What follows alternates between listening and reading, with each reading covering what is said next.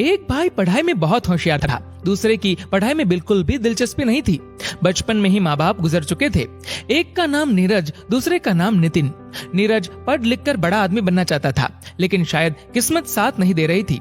अच्छी खासी डिग्री हासिल कर ली थी और दिमाग भी बहुत तेज था, लेकिन कहीं भी नौकरी नहीं मिली।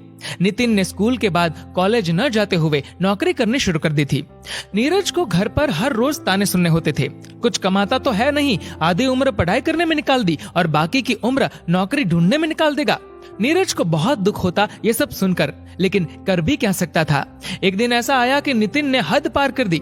वो भूल गया था कि वो अपने भाई से बात कर रहा है। नितिन ने कहा, तू मेरे कमाए हुए पैसों पर पल रहा है। मैं चाहूँ तो तुझे अभी इसी वक्त घर से निकाल सकता हूँ। भिखारी कहीं का। बोला था तुझे पढ़ाई छोड़ दे और नौकरी कर मेरे साथ, लेकिन नहीं सुनी मेरी बात। अब पूरे दिन घर पर बैठा रहता है। कुछ काम करने लायक भी नहीं है तू। थोड़ी बहुत शर्म बची है कि नहीं।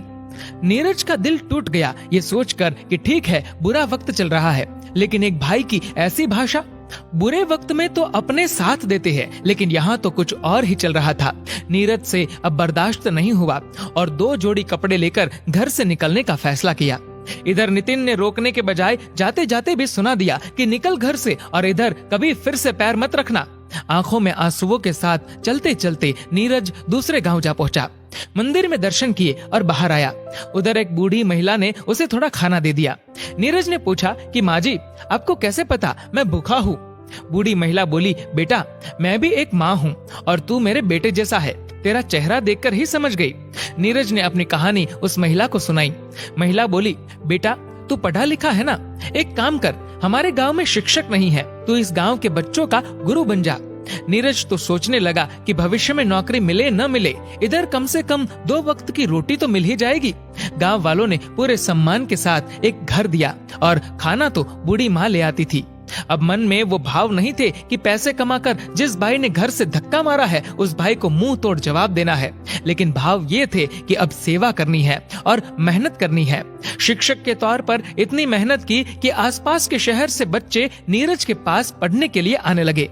शहर वाले अच्छी खासी ट्यूशन फीस दे देते थे। धीरे धीरे ये कारवा बढ़ता गया, फीस भी आती गई, बच्चे भी पढ़ लिख कर होशियार होते गए। आखिर वो दिन आ गया जिसका नीरज को इंतजार था। शहर से एक व्यक्ति मिलने आया और बहुत बड़ी जॉब ऑफर की। वो व्यक्ति बोला कि शहर में हमारी स्कूल है, क्या आप उस स्कूल के प्रिंसिपल बनना पसंद करेंगे? नीरज बहुत खुश हुआ, लेकिन 2 मिनट में ही मना कर दिया। उस व्यक्ति के होश उड़ गए। कारण पूछा तो नीरज ने कहा कि अब ये गांव ही मेरी दुनिया बन चुकी है और इस गांव को छोड़कर मैं कहीं नहीं जाऊंगा।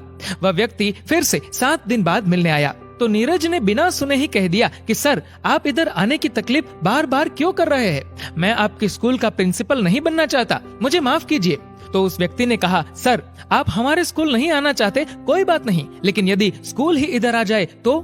नीरज निशब्द।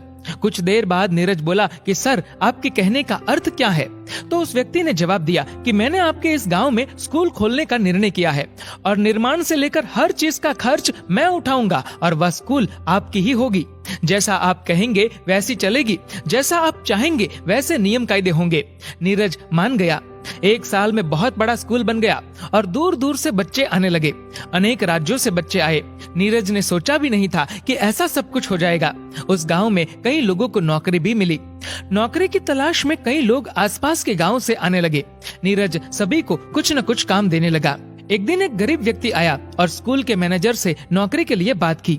नीरज उस वक्त कोई काम से बाहर गया हुआ था। मैनेजर ने उस व्यक्ति से बात की और सब जानकारी ले ली। ज्यादा पढ़ाई नहीं की हुई थी तो उसे क्लर्क की नौकरी दे दी। मैनेजर ने कहा, प्रिंसिपल सर 2 दिन बाद आएंगे तो उनसे एक बार मिल लेना। ठीक 2 दिन बाद नीरज आ चुका था। क्लर्क प्रिंसिपल के ऑफिस में इंतजार कर रहा था और तभी नीरज आया। वो क्लर्क और कोई नहीं बल्कि उसी का भाई नितिन था। नितिन बोला, नीरज तू यहाँ क्या कर रहा है? अभी भी नौकरी के लिए धक्के खा रहा है क्या? देख, मैं तो इधर आया और एक झटके में नौकरी मिल गई। अभी प्रिंसिपल सर आएंगे और मेरी नौकरी पक्की हो जाएगी। तू ऐसे ही नौकरी के लिए इधर उधर भटकता रहेगा। नीरज ये सब सुनकर अंदर ही अंदर हंसने लगा। इस बार न गुस्सा हुआ न खुश हुआ, ऐसे ही सुनते रहा और चुपचाप प्रिंसिपल की कुर्सी पर जाकर बैठ गया। नितिन देखता रह गया। बोलने के लिए नितिन के पास एक शब्द नहीं। नीरज ने कहा, यदि तुम अपना अहंकार हमेशा के लिए छोड़ दोगे तो तुम्हें इधर नौकरी मिल जाएगी। नितिन ने पैरों में गिरकर माफी मांगी।